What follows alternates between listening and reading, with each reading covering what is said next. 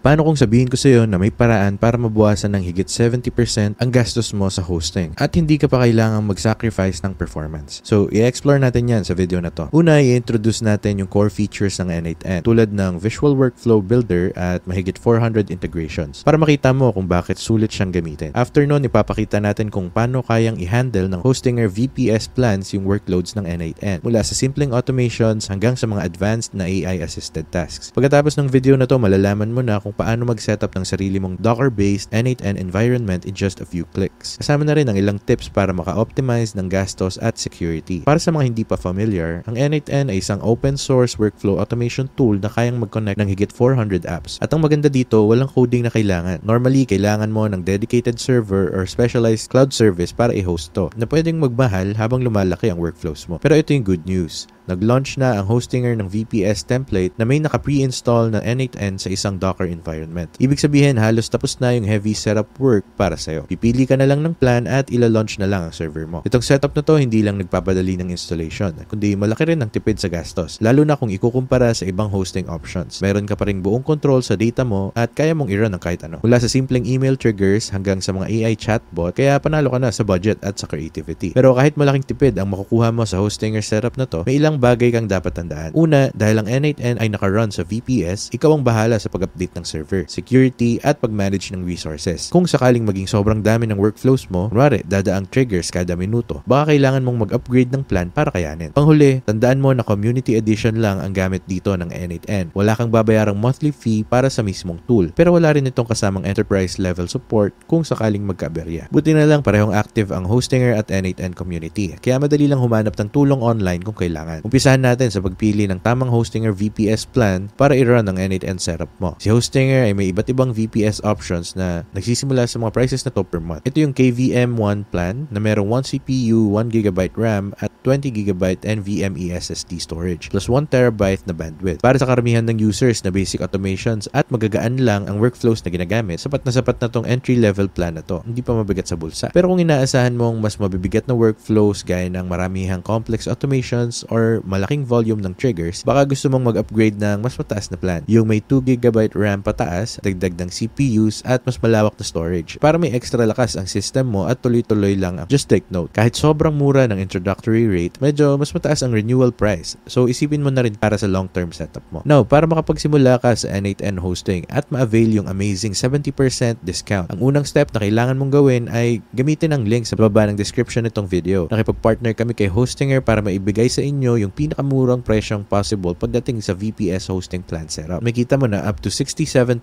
off ang makuha mo sa N8N VPS hosting at magkakaroon ka rin ng access sa multiple apps in one place. Walang coding needed. Kasama na rin dito ang free automatic weekly backups, isang malware scanner at AI assistant. Lahat ng to para sa presyo na yan kada buwan. At meron pa silang 30-day money-back guarantee. Ibig sabihin kung sakaling magka-issue ka sa software or sa hosting platform, pwede kang mag-refund. Walang tanong-tanong. So ang gagawin lang natin ay click yung choose your plan, tapos dadalhin tayo nito sa options kung aling KVM plan ang gusto nating piliin. Pwedeng KVM1 plan or kung gusto mo ng mas mataas, meron ding KVM2, KVM4 at KVM8 plans. Depende to sa kung gaano ka-complicated yung workflows mo at ilang automations ang meron ka. Kung konti lang naman, I highly suggest KVM1 or KVM2 na lang muna. Both of them actually have a lot of space to handle your workflows ng maayos. Ako, pipiliin ko yung KVM2 plan para future-proof na rin yung hosting ko. At siguraduhin na may sapat akong base kung sakaling gusto kong mag-expand in the future. Pag napili mo na yung plan, mapupunta ka sa step kung saan pipili ka ng payment period. Pwede kang magbayad ng monthly, 12 months, or 24 months. Keep in mind na nagbabago yung presyo depende sa plan period. So, i-consider mo rin yun carefully. Mas mahal ang pagre-renew niya pag umabot ka na sa second year after mo mag-sign up. Pag na-fill out mo na lahat, punta ka sa coupon section at i-enter ang coupon code. My first website. All caps, walang space. Tapos, i-click mo yung apply button. Pag ginawa mo yan, may madadagdag pang discount on top of the already amazing discount. Minsan, umaabot pa ng 10%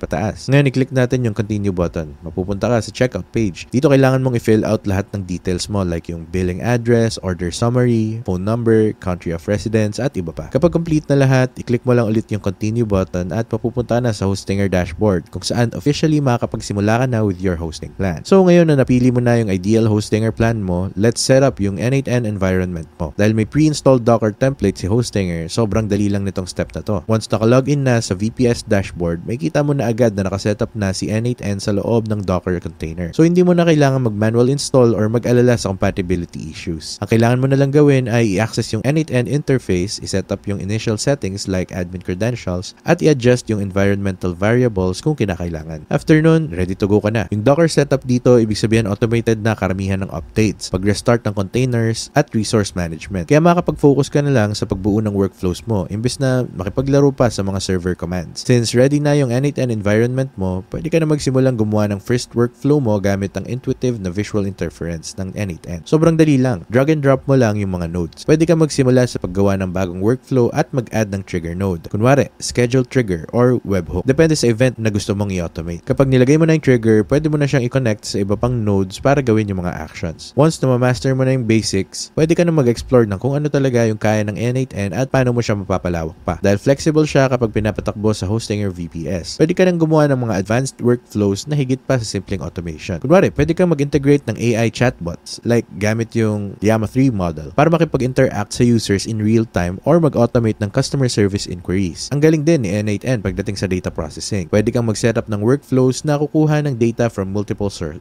sources. Kunwari, leads galing sa website mo, tapos iipunin sa Google Sheet, tapos mag-trigger ng personalized follow-up emails. Lahat ng to isang seamless process lang. Ang maganda sa ganitong advanced setup, scalable siya sa needs mo. So habang nagiging mas complex yung workflows mo, madali mong ma-upgrade yung VPS resources at ma-adjust yung Docker environment para kayanin yung mas mataas na demand. Kaya smooth at efficient pa rin ang automation mo. Kung helpful tong video na to, don't forget to hit that like and share yung thoughts nyo sa comment section. At syempre, click nyo na rin yung subscribe button. Thanks for watching and takits tayo ulit sa next video.